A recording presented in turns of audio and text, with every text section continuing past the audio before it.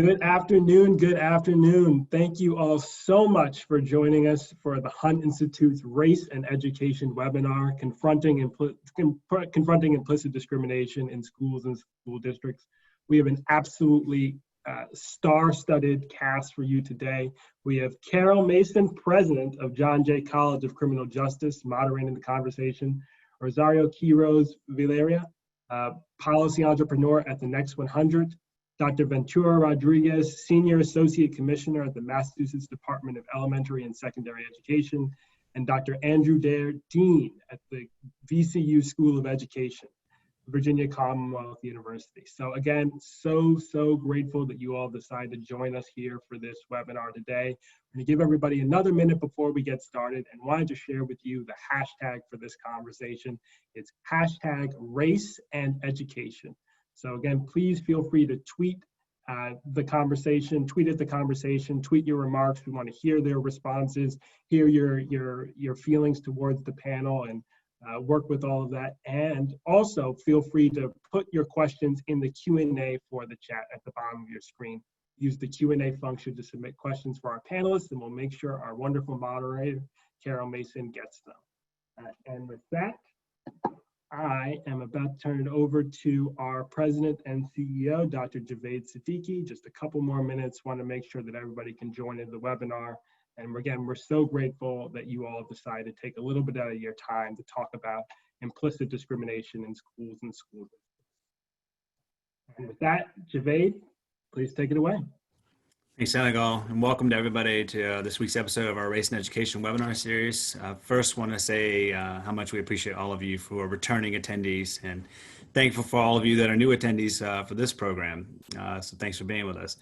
With so much happening daily across the country, it reminds us this fight for racial justice and equality is far from over, and the Hunt Institute remains committed to being a resource for leaders who want to help improve educational experiences, especially for children of color. Today's conversation is going to focus on another important topic, as Senegal referenced, implicit bias and discrimination. For people of color, we know implicit bias affects their experiences with law enforcement, in the workforce, in the healthcare system, but it also has a major impact on educational attainment of our Black, Indigenous, and Latinx students. Even at the preschool level, we see the effects of implicit bias on students of color. In 2014, Black students made up only 18% of preschool students, but represented 48% of children suspended more than once. I mentioned this as an example from the early childhood landscape because if implicit bias is rearing its ugly head at the preschool stage, it certainly is coming to fruition in K-12 and certainly in post-secondary. As a former school principal myself, I made it a point to annually unpack our disciplinary data with our leadership team, with our larger faculty. It was common in the school I was serving that 30% of our population was students of color. 70% of those students were represented students that were suspended. So I was able to see firsthand in our white teachers' eyes the pain and the shock that comes with these data points. I strongly believe we have to acknowledge before we can address. And so now that was 10 years ago. And while we've moved forward, we've not moved forward at the pace we all know we need to be moving with. And I think that's sort of what we're experiencing in given today's social unrest. The time for change is happening in front of us. I stated plainly, implicit bias is keeping us from reaching our goal of an equitable American education system, which is why conversations like today are critical and extremely important. So I want to thank our panelists, our friends, Andrew Dare, Ventura Rodriguez, Rosario Quiroz Villareal, for your willingness to share your experience, your expertise, and your enthusiasm for young people. I'm also excited to have Carol Mason, President of John Jay College of Criminal Justice, as a moderator of today's conversation. In her role, Carol focuses on ensuring that her faculty at John Jay are thinking about issues of implicit bias in all their dealings with students of color. As an added note, Carol also interned for Governor Hunt when she was a student at UNC Chapel Hill, and it is great to have her as part of our extended family at the Hunt Institute. So could not be more thankful she decided to make time out of her schedule to moderate this conversation today. With that, Carol, I'll turn it over to you for some welcoming remarks.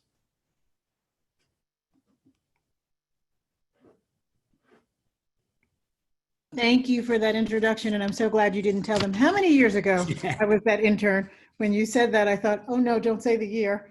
1978. That was that long ago. Good afternoon, everyone, and I'm so excited to have this conversation and so excited to learn from our esteemed panelists because as he mentioned, I am the president of John Jay College of Criminal Justice, which is a liberal arts college of 15,000 students in New York, part of the City University of New York system. And what I love about our students, we're a majority minority school. We are over 50% Hispanic, so we are an Hispanic serving institution, and we are also a minority serving institution.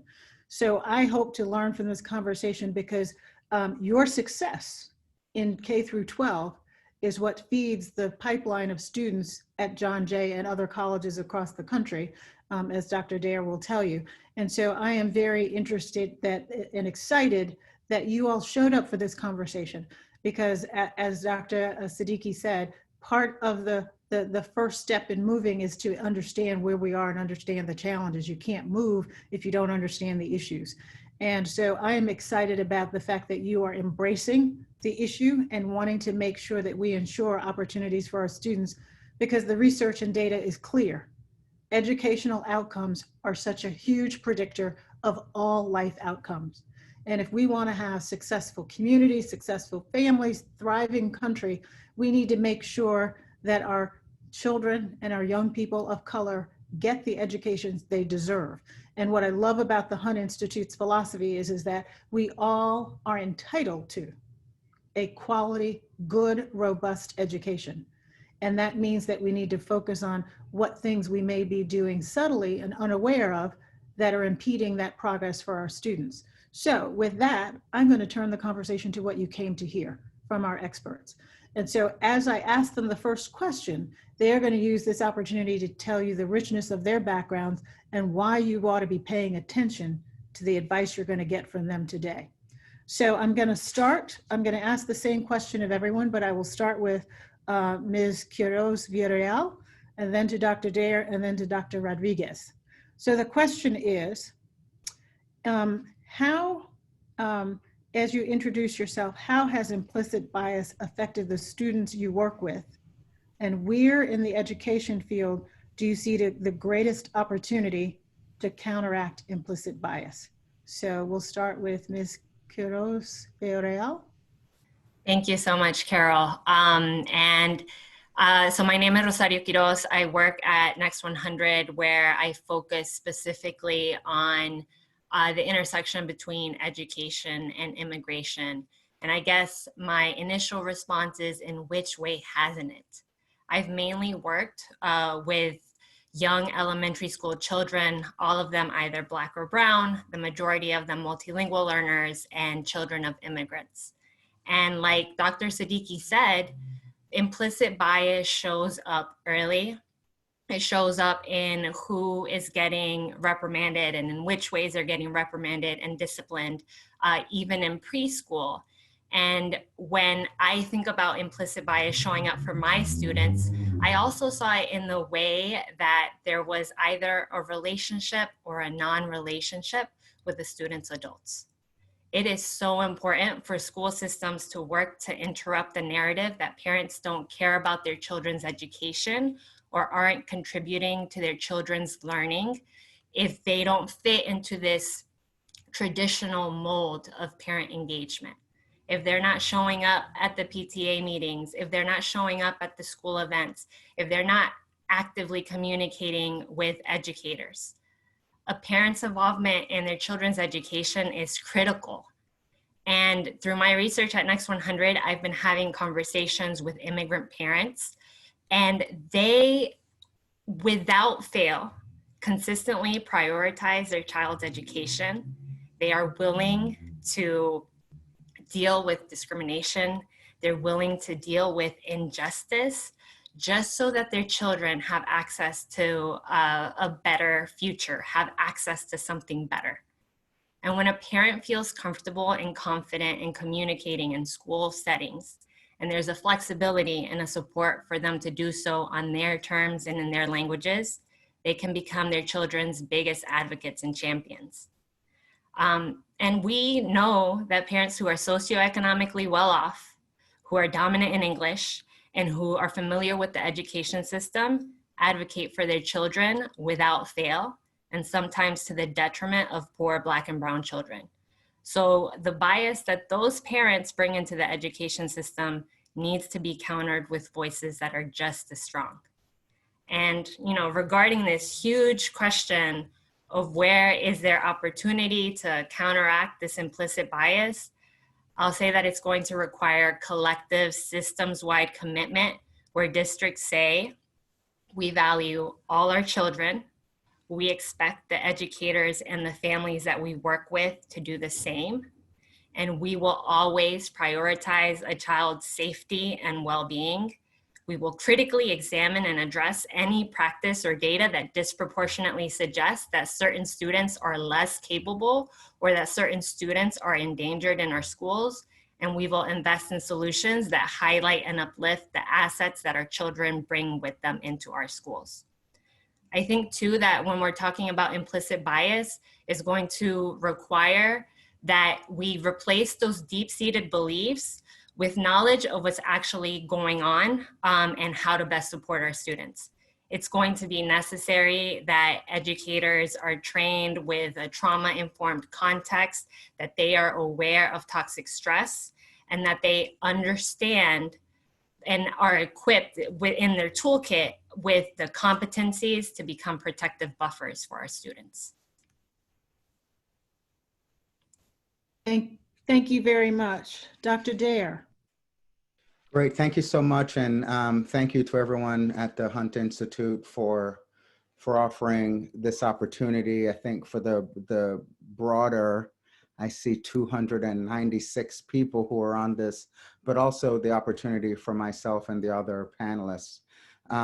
So I'm Dean of the School of Education at VCU. I'm in my 5th year as Dean, and when I came in 2016, my vision was for the VCU School of Education to be the leader in preparing educators and other professionals for success and impact with all students. And that's something that's been a cornerstone for my work. I can't separate the fact that to address the question, how has implicit bias impacted students? For me, being in a university setting, unfortunately, many of our underrepresented minority students, and I'm not just, at many colleges and schools of education, I'm involved in a program, the Home Scholars Program through AACTE. So I have an opportunity to interact with underrepresented minority doc students from across the country. And it's just so unfortunate that the experiences that they're having are very similar to the experiences that I had as a doc student in terms of differential opportunities to work with faculty and get those very valuable co-authorship opportunities, experiences, working on funded grants, presentation opportunities, which are those things that separate you in the job search process to get the job.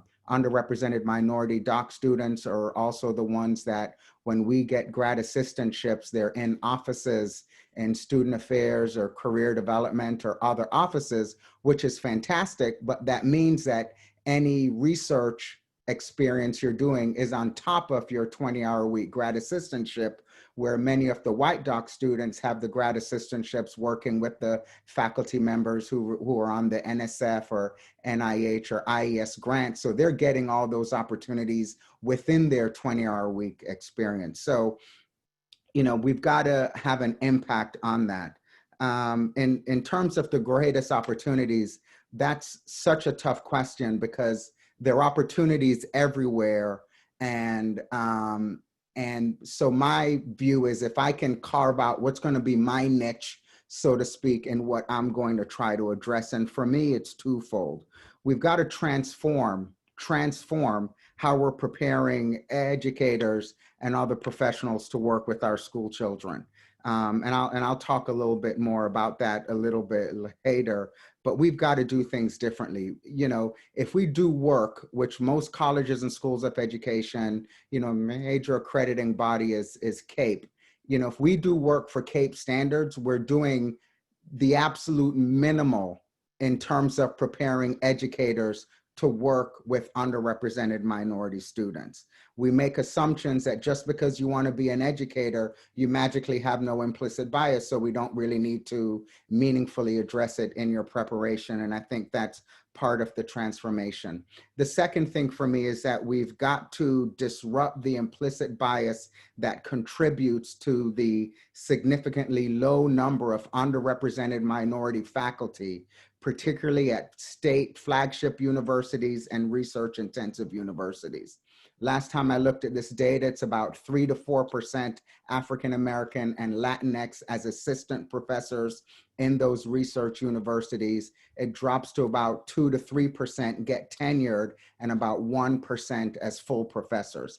That is significantly important because we're not at the table educating students. We're not at the table getting the IES, the NSF, the NIH grants, oftentimes addressing issues of people that look like us. So people who don't look like us, who have not studied critical theories, who are not looking from that lens, are getting those grants, doing the research that's then informing the next wave of grants that's coming out, that's informing policy. And in my humble opinion, if we can send a robot to Mars, I don't know why we can't fix this discrepancy or this divide in the opportunities. And I firmly believe it's because we need more people with lived experience at the table doing the research.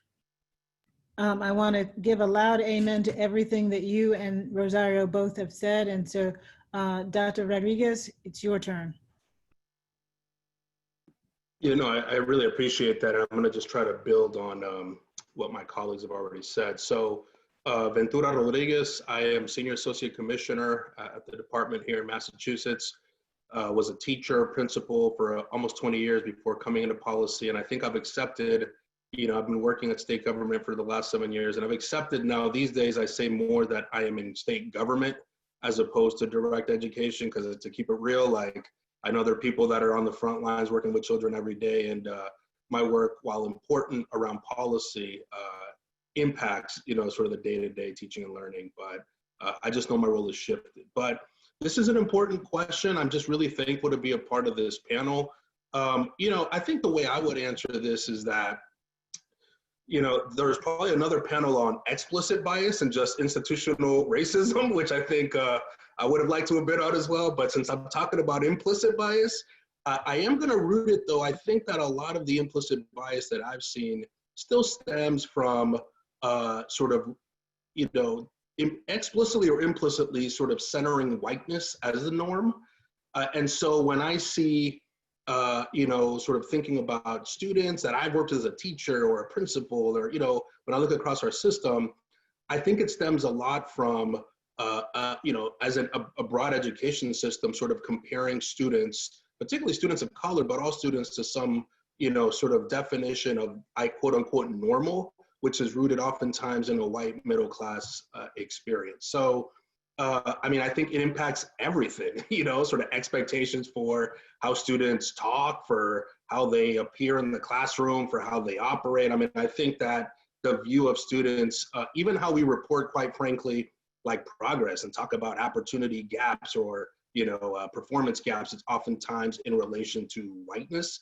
And so, you know, I just say that because it'll show up in a lot of different ways, I think, in the classroom and expectations for students, or, you know, so many ways. But it does feel important to sort of say, you know, where I think I see it most firmly rooted is, and again, this holding on, not only in schools, but in our country, of just whiteness as the norm, and not really interrogating that enough and pushing on it. I think the other things I would say in terms of opportunities, you know, Dr. Dare talked about, you know, sort of teacher training and professors, and I really appreciate that. And I think I want to add and expand that to K-12 education workforce.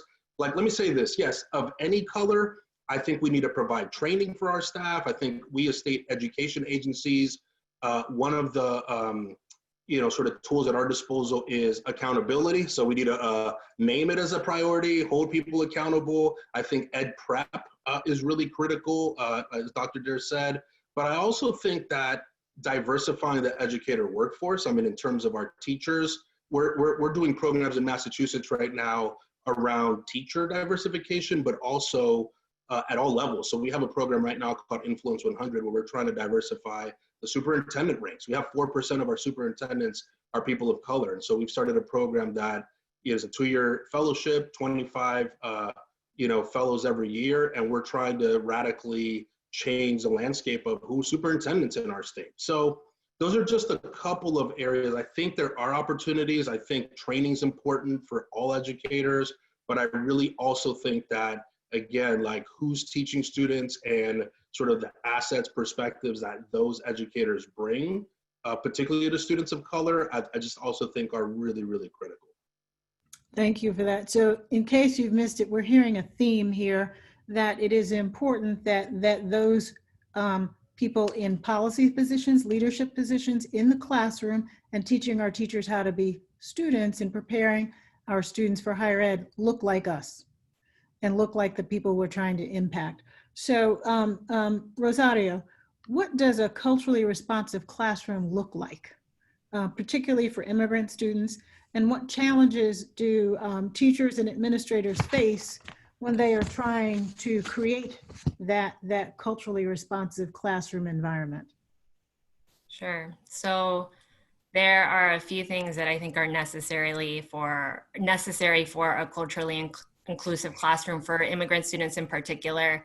I'm going to go back to this idea of trauma-informed practices.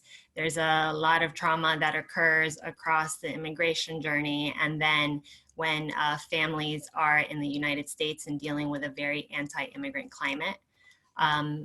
Our students also need to have a clear message in the classroom that the spaces that they're in are immigrant friendly, regardless of immigration status. Our educators need to know the rights of immigrant students and families, and they need to know that despite the challenges that these students are inevitably going to face, there are resources, and they make those resources available to their students.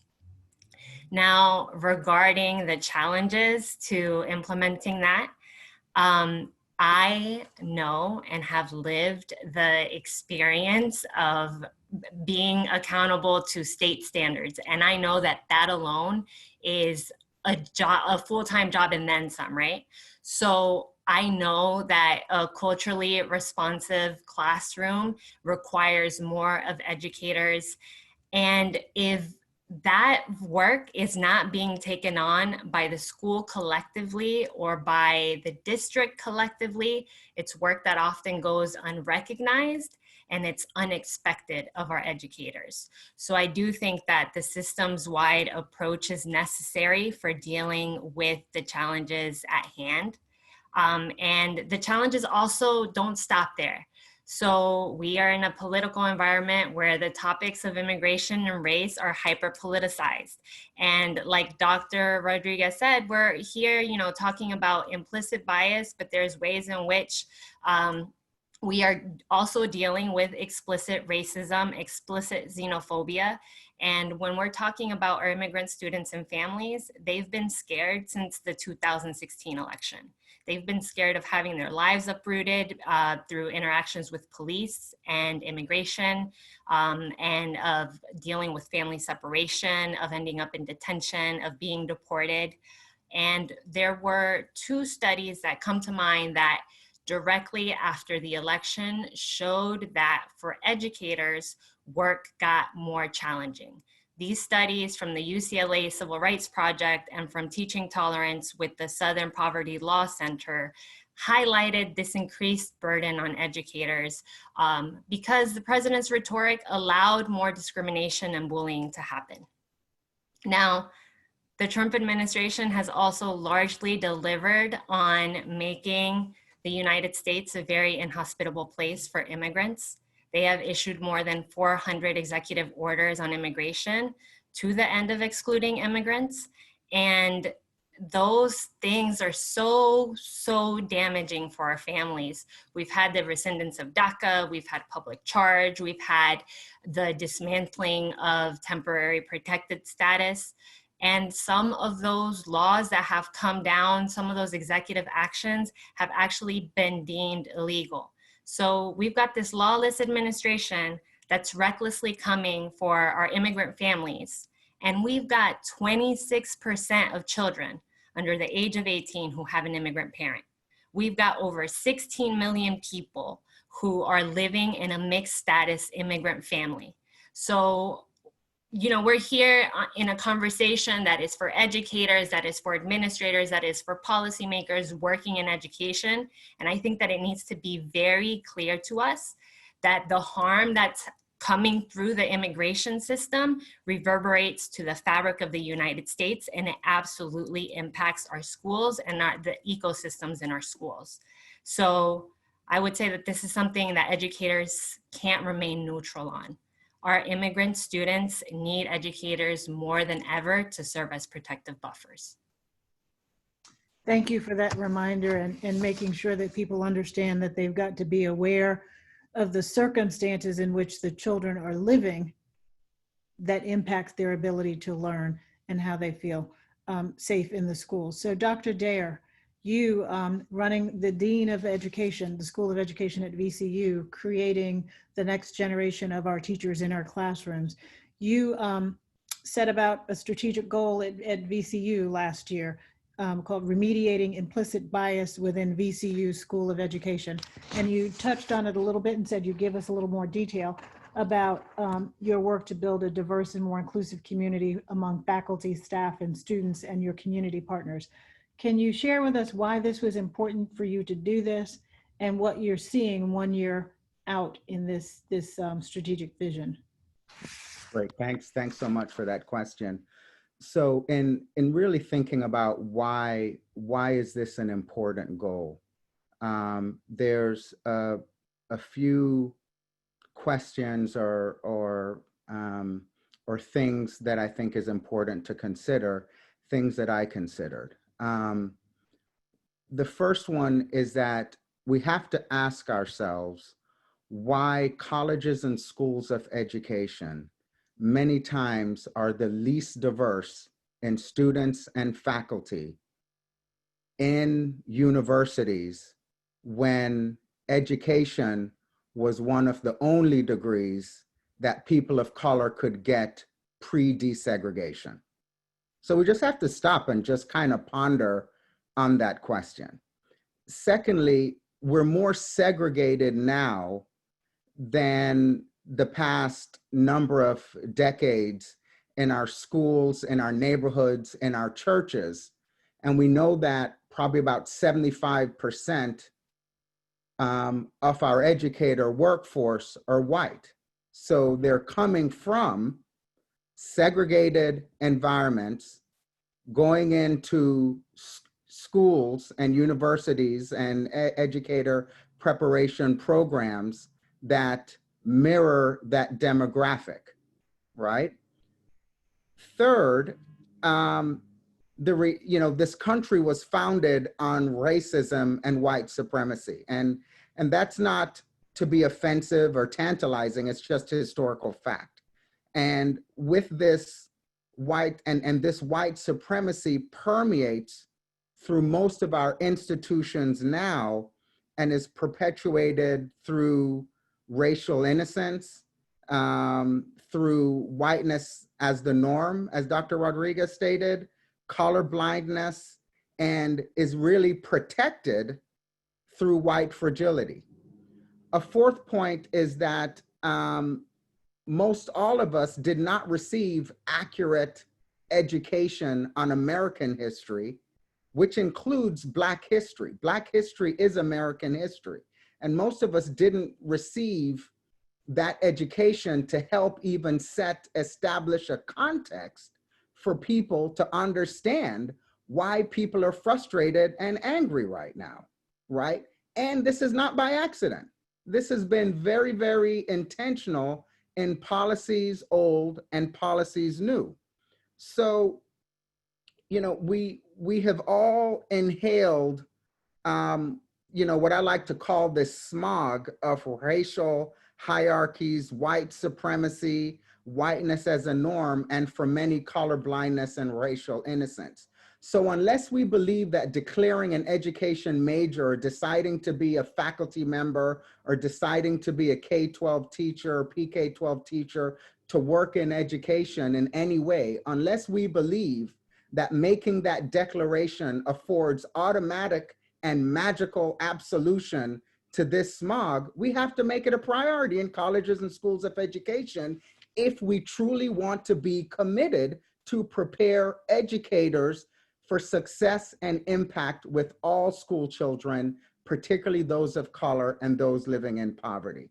So in terms of the progress that we've made, there's a number of things. For me, 3 of the things that I'm most proud of right now is we have a diversity, equity, and inclusion committee within our school made up of faculty, staff, and students. And they have just put forth what I believe is just a very bold agenda for what they're calling whole school transformation, looking at a 2-year plan of decolonizing all of our syllabi, looking at dialogue, how do we dialogue with students and dialogue with others? So we're doing an intergroup dialogue training, and also looking at the resources that we're affording. We're in the process of revising our annual evaluation rubrics to make them more objective.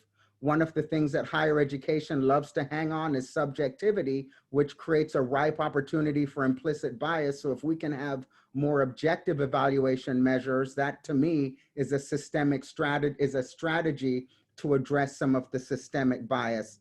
And then you got to hire people. You got to hire people. And we've done that. And we're continuing to increase the number of our underrepresented minority faculty. So those are just 3 things that I mean, I'm proud of a lot of things, but I'm really proud of those things because I think they're going to lead to systemic change. Thank you very much for that. And so for those in the audience submitting your questions, please continue to do that, and recognize that some of them I'm going to weave into the questions I'm asking the panelists. So we anticipated some of those questions. So Dr. Rodriguez, you know, we're dealing with COVID, which has had a disproportionate impact on communities of color. And we heard Rosario talk about coming in with a trauma-informed lens and how we move forward.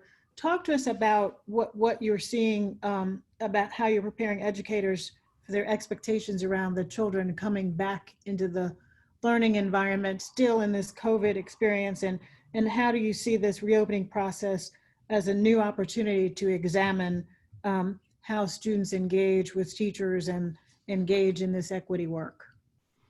Yeah, no, I appreciate that. And I think, you know, I just feeling inspired by Rosario, Andrew, you know, so the way I'll answer that question is, first of all, I think it's important that I'd say over the last year and a half, like our state through our commissioner and our board, but really our staff, I think have named explicitly, you know, this notion that yes, Massachusetts is oftentimes viewed as a #1 education state, but really, and we're the most critical when we look at our data for different groups of students, like we are nowhere near serving students of color, students, you know, who are language learners, students with disabilities, students living in poverty. Like we are nowhere near where we need to be for those students. So everything for us starts with acknowledging that very publicly, and then, you know, stating that as a goal, and then putting resources behind at the state level to actually doing something about it. So,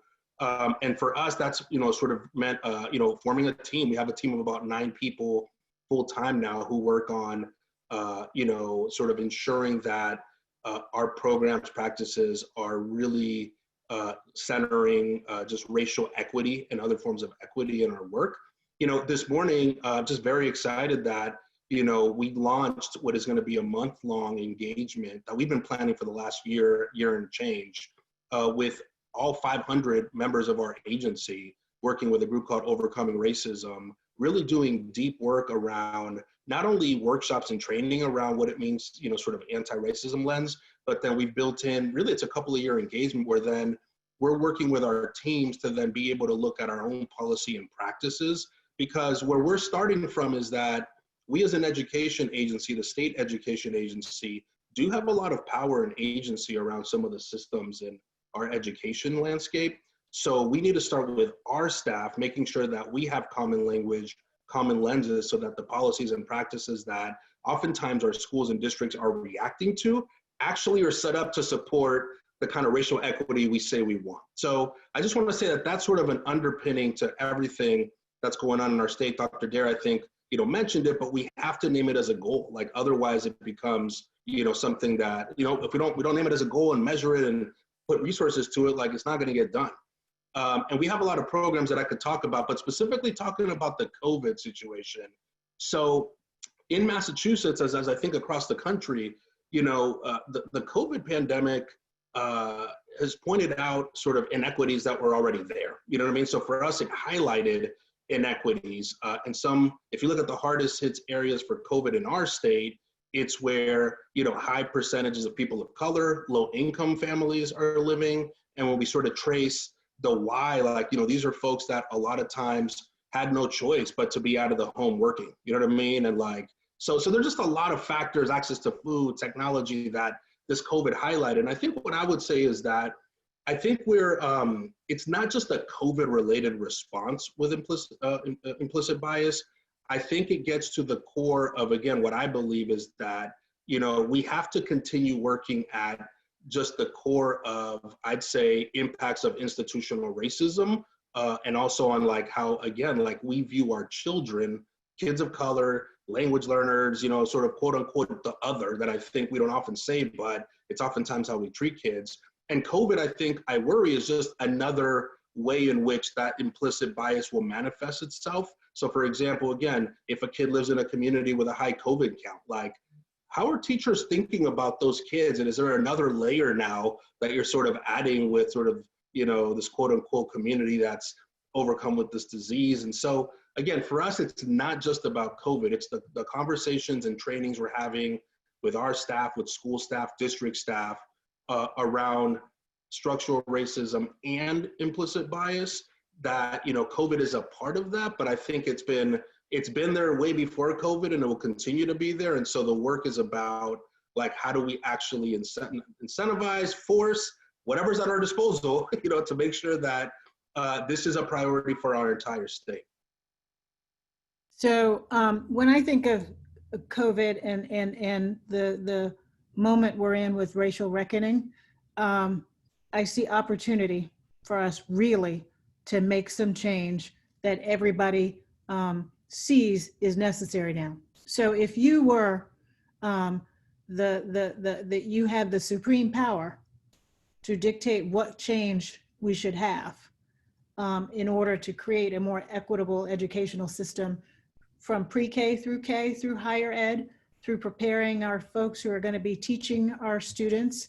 I'm going to ask each of you to talk about, if you had the supreme power, what would you change, what would you do, and what would you encourage our listeners to do in their individual school systems? So I will start with, since you're already up on the screen, Ventura. Oh man, I was hoping you start with Rosario. I want to hear what she has to say. Yeah, I'm going to try to answer this by being like, if I had all the power, but I'm also trying to ground it in like, right now, where are we? Because I want to give people some like, concrete actions. I mean, one thing I would say, and I can't remember if it was Rosario or Andrew, Dr. Dare who said it, but history is really important. Like, there are a couple of books, and maybe we can drop them in a chat or in the queue. Like, we need to understand, and I'm talking about we. It's been helpful for me to understand how we've gotten to where we are, because it was not accidental. There are policies almost from the very beginning of the founding of this country that I think have created the conditions that we're currently in. Institutional racism has been created over hundreds of years. So again, I would say for practitioners, for everybody, but like picking up some books and like reading about that, if you haven't already, I think is really important and powerful. So I also think that's important to do with staff, like with colleagues, with folks who are working, because oftentimes, we are replicating inequitable systems, not because we want to, but because it's the way the system is and we work within them. So it takes an active act of, trying to change what has been oftentimes, 400 plus years of policies and practice. So, but starting with knowledge is I think, really, really important. The other thing I would say, just throw a few ideas out grounded in the here and now is, I think elevating, the need for anti-racism training in our districts. And I understand that we just started this officially at our agency within a federal context where this kind of training is explicitly not allowed, in like federal organizations. Like there's a directive, right, that was issued by our president that this kind of training cannot happen. We still feel like it's very important, therefore we're doing it, here in Massachusetts. But just to understand the context we're in, I want to be eyes open, where it feels like a revolutionary act just to like do some of the things that I think we're outlining here.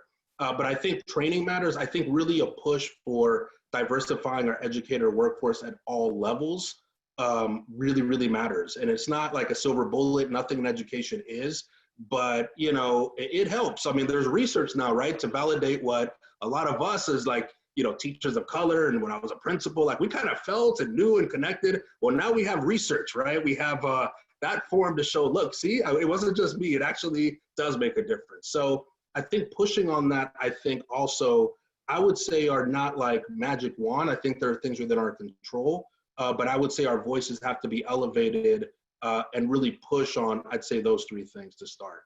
Thank you. Sorry, I'm going to say one more. I'm going to stop. I promise absolutely. you. Go right ahead. I promise you. I'm going to stop. Okay. But, and again, just getting back to like, I am a, quote unquote, I got a bunch of degrees and I'm educated. I didn't learn a lot about like history until college or later. And so what are we doing to educate our children right now, in the schools that they're in, empowering them to think critically about the systems where they live, where there are, I feel like that has to be a critical part also of what we do. And it could start very young. Okay, I'll stop, sorry.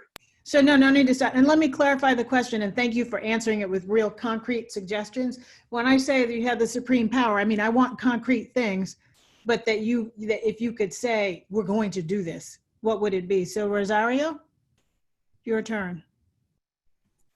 What a tough question, Carol. And I mean, in my response, I'm going to reiterate some of what's already been said by Dr. Rodriguez and Dr. Dare.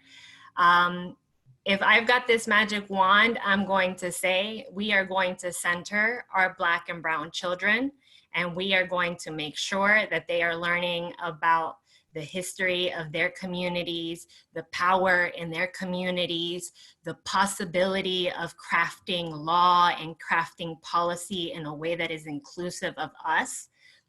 I would say we are going to look at and examine all policies and see where are people being actively excluded. That's basically all I do in my 9 to 5 at Next 100. All I do is I go through policy and see in what ways is this affecting undocumented families, in what way is this affecting undocumented students. And that's because exclusion really is written into our laws, and that has to change. So yeah. Make sure that we're centering our students, make sure that policy is more inclusive. And I'd also just say it's really, really critical that, the people who are in front of our students are not 80% white, not when over half of them, like Dr. Dare pointed out, are children of color. Children need to have these mirrors in front of them who say the possibilities for you are endless. Thank you very much for that. And then what you saw me do was looking at my bookshelf to put the right name of a couple of books that people ought to look at, because Ventura was correct. Understanding our country's history and understanding why we are where we are is important to meeting our children where they are, so that we have a workforce, teachers and educators who understand that the history of why our students are living in the situations they're living in, so that you can figure out how to address it. So Andrew, you run a school of education. What would you do? How would you?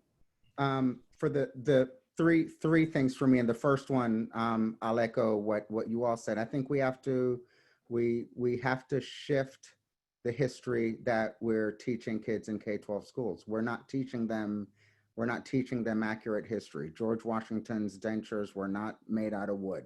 They were teeth pulled from slaves. We just one teeny example. We've got to teach accurate history in our K-12 schools. I think at the university level, they can do an immediate correction with that in gen ed requirements, which exist at most all universities, they could have a course on this.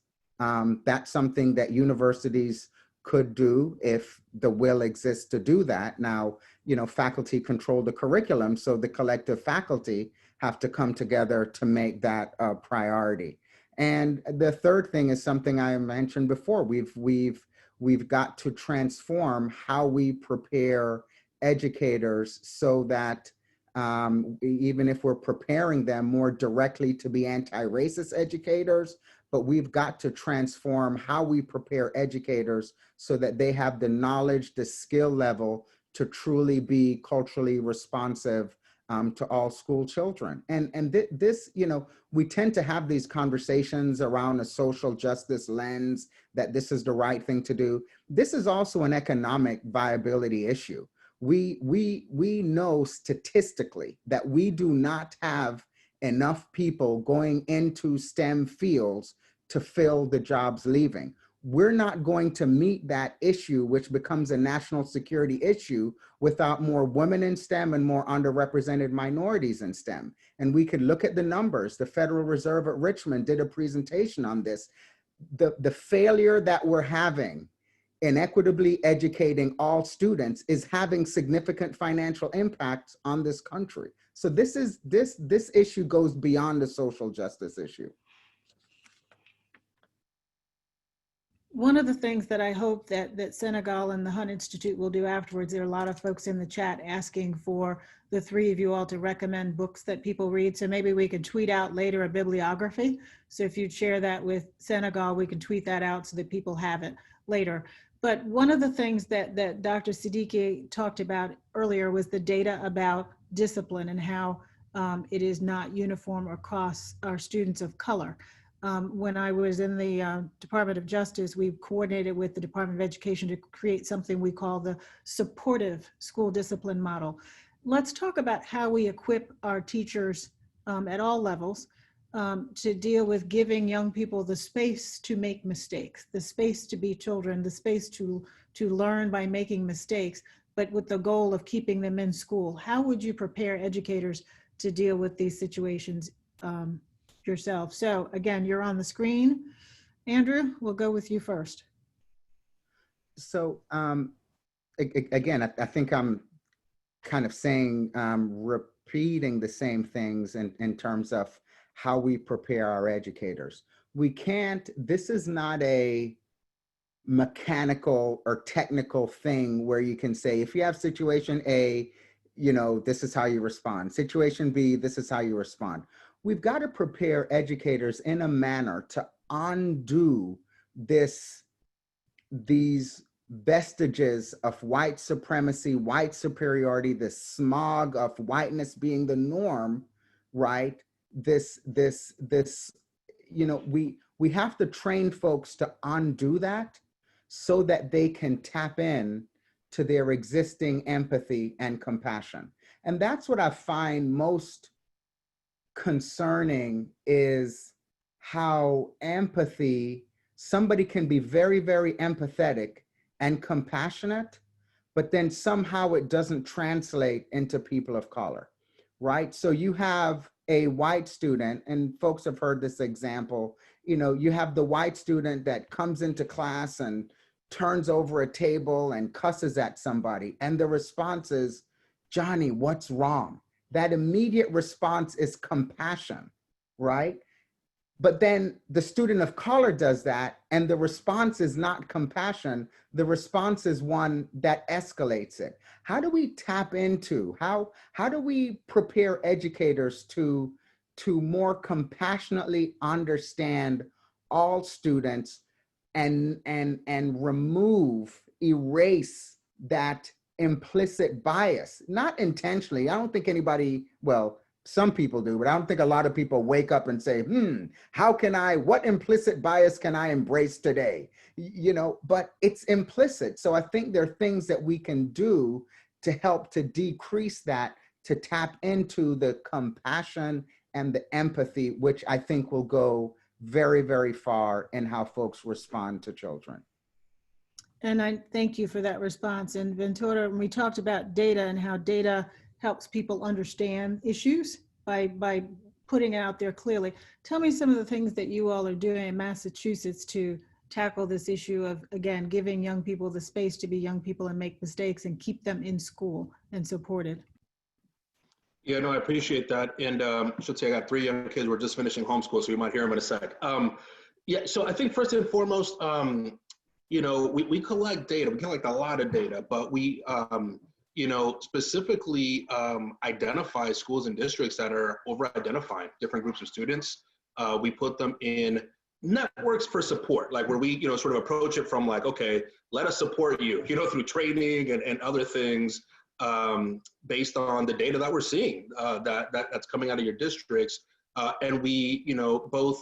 So we're coming in with sort of accountability in terms of highlighting those places, but then we really try to provide a lot of support and assistance with staff working in schools and districts, with training, and then we monitor the work. And then these groups are a network, so they're working together as well. So, and I'd say in general, that's kind of our model here, where we try to identify places that are outliers as much as possible, hold them accountable, but really sort of positive intent, right? Assume that it's also they need support to get there.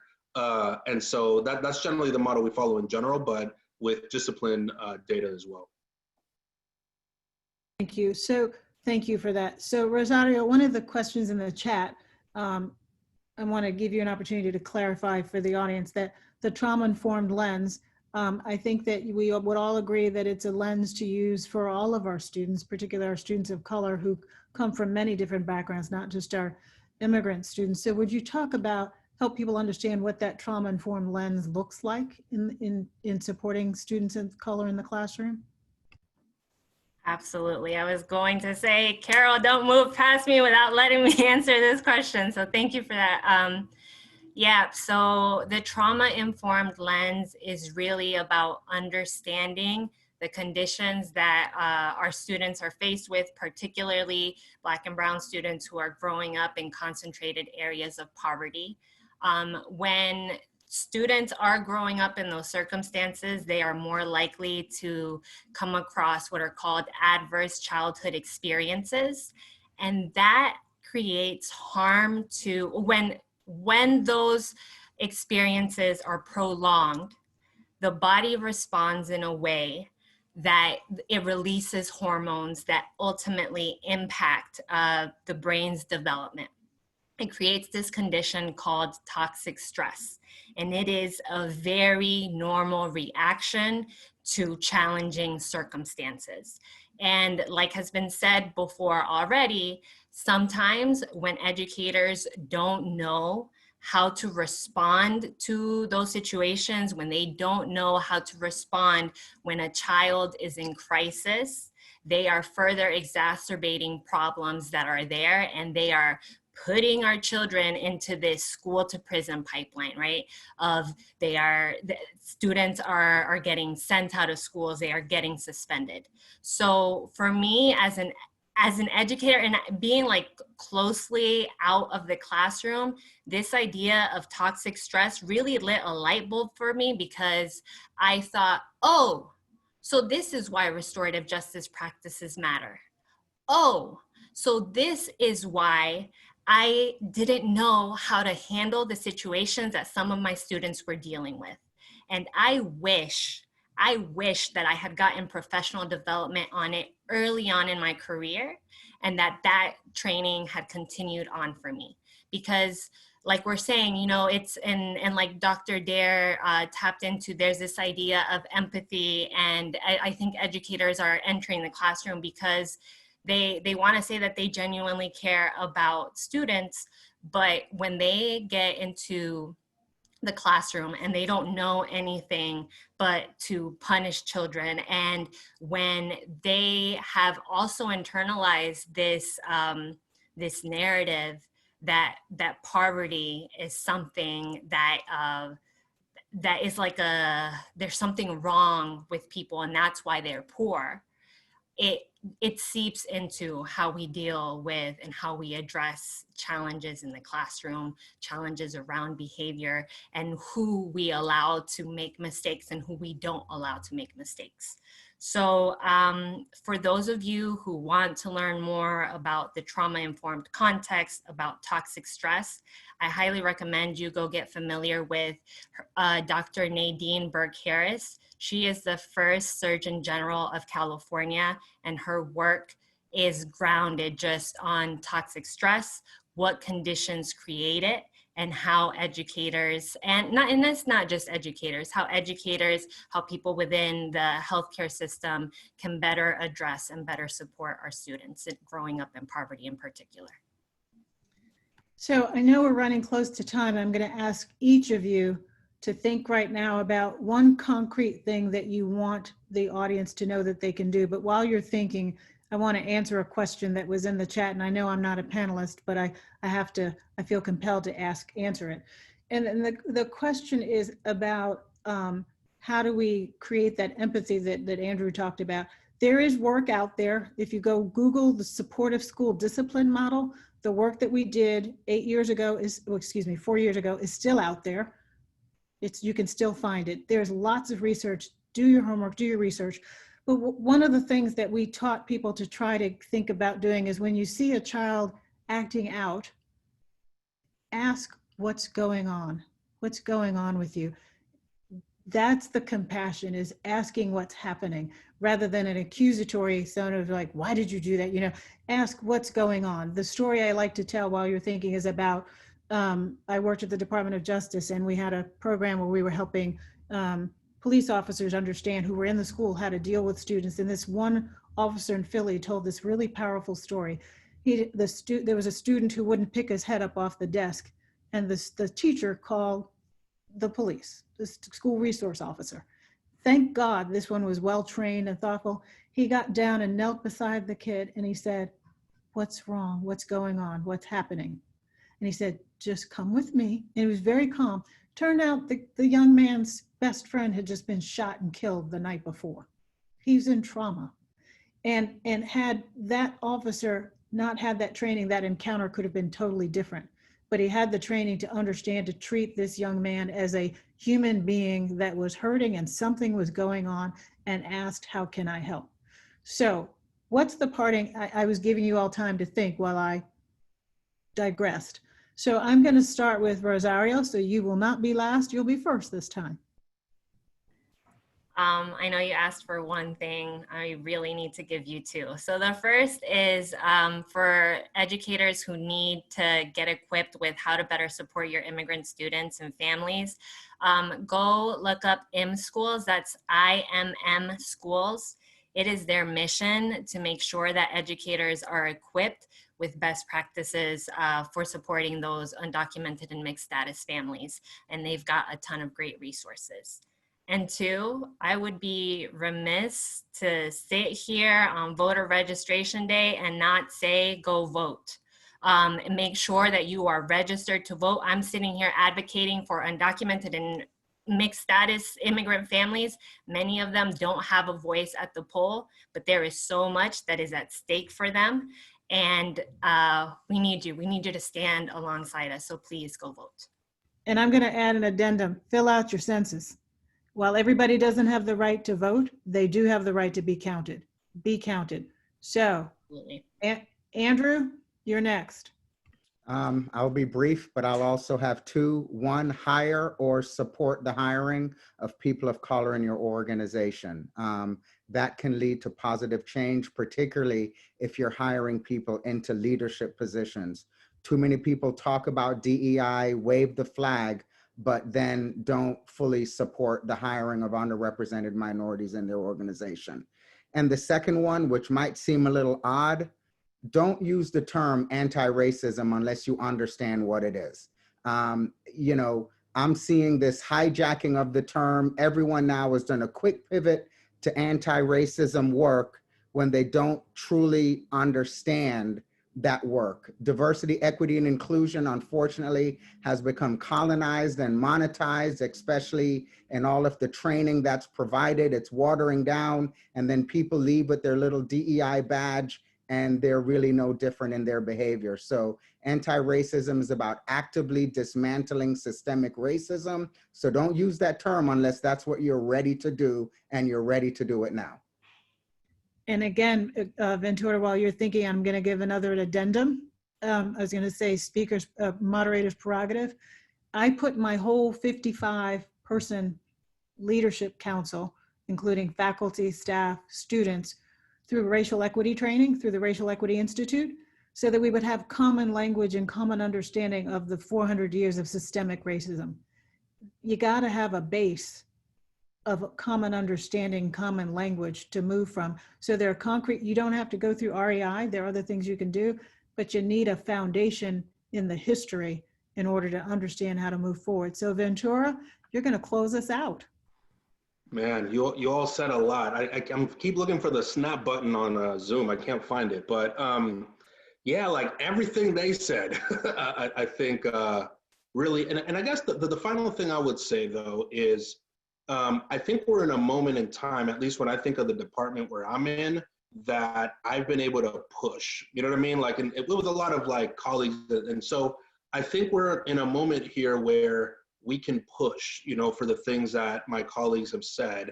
And I think just to be clear, like also, I think sometimes the loudest voices get heard. So a lot of this work, at least where I'm at in terms of the policy level, is a lot about organizing. It's a lot about making sure that we have people putting these issues that are important in front of our, not only elected officials, but state education officials, like, you know, things. So it is about organizing at the core of it. And I think that find allies who either are working with you or want to work with you on some of these issues to really push and just keep going, because the loudest voices get heard. And I'll be like just really blunt about that. They're not always the wisest voices ever, but like they're the ones that we hear a lot. So we need to hear voices of people that are pushing for, you know, some of the things that we've been talking about here today. So I want to thank the Hunt Institute for giving us this opportunity to have this conversation. And I want to thank the audience for showing up. 247 of you are still here. And what I want you to understand is you have a wonderful resource in the Hunt Institute. They pulled us together. They can pull lots of other people together. This will be available on their website to view later. They're going to be tweeting about this next week. So I encourage you to realize that this work is hard, and it takes your commitment and your consistency in this work. And when people talk about this being a moment, when I use the word, I don't mean that it's a moment that will fleet. I hope it's a moment that it's pivotal, and that we will be able to see that from this year on, we made a substantial difference in how we behave and how we address racism in this country, to make sure that everyone has an opportunity to succeed, and that our students at all levels have an opportunity for their entitled right to get an education, so that they can thrive and support this wonderful country with their wonderful talents. So I encourage you all to stay in this work. I thank you for being here, and continue to use the resources that are available at the Hunt Institute. Remember the name Senegal Mabry. Thank you very much. Thank you. What an incredible conversation. We could not be more grateful for all of you and your wonderful, wonderful engagement and ideas. So thank you from all of us at the Hunt Institute from the bottom of our hearts. For those of you who are still watching, we have another webinar happening this Thursday with Dr. Linda Darling-Hammond, Gabriel Lopez, Laverne Evans, Simvandasa. So we would be so grateful again if you joined that conversation. But again, we could not, I feel like a fly on the wall, and this is possibly one of the greatest webinars I've ever attended. Thank you all for your amazing enthusiasm, engagement. Thank you to the audience, and we hope that you stay safe and remain healthy. Thanks.